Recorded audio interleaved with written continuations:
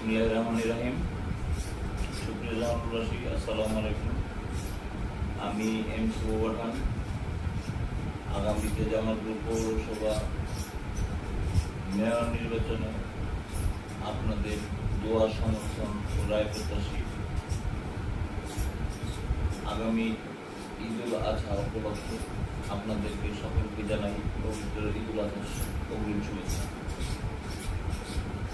আজকে আপনাদেরকে একটি কথা অবগত করি।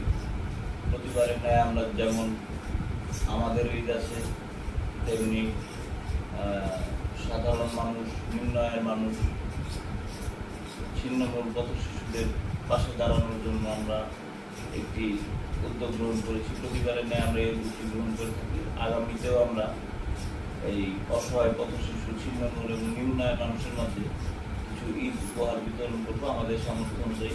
আপনারা আমাদেরকে সহযোগিতা করবেন।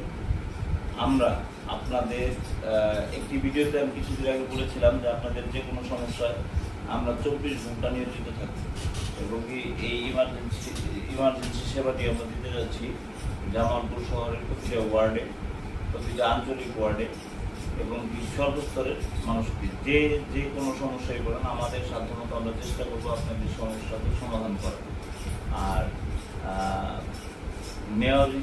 মেয়র পদপ্রার্থী হিসেবে আমি চাই জামালপুরে যেভাবে বৃষ্টিপাতে রাস্তাঘাট সহ সব কিছু আসলে দেখা যায় যে খুব বেহাল দশা হয় জামালপুরের শহরে।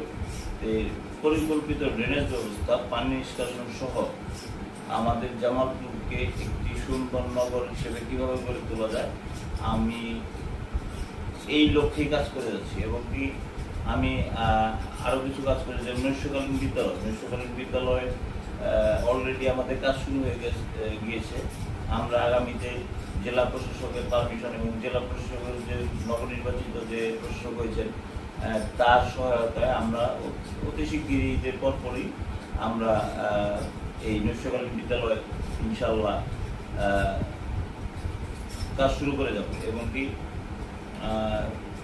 আমার যেটা ইচ্ছা যে অসহায় ছিন্নমূল পথ শিশু যারা আছে তাদেরকে আমরা একটি পুনর্বাসনের চেষ্টা করছি। আর যদি আমাদেরকে সরকার সমর্থন করে, সরকার যদি আমাদেরকে সাহায্য করে এবং আমরা নিজ উদ্যোগে আমরা যদি এটি বাস্তবায়ন করতে পারি, তাহলে অনেক পথ শিশুই শিক্ষার পাশাপাশি অন্য বস্ত্র বাসস্থান পুনর্বাসন করতে পারলে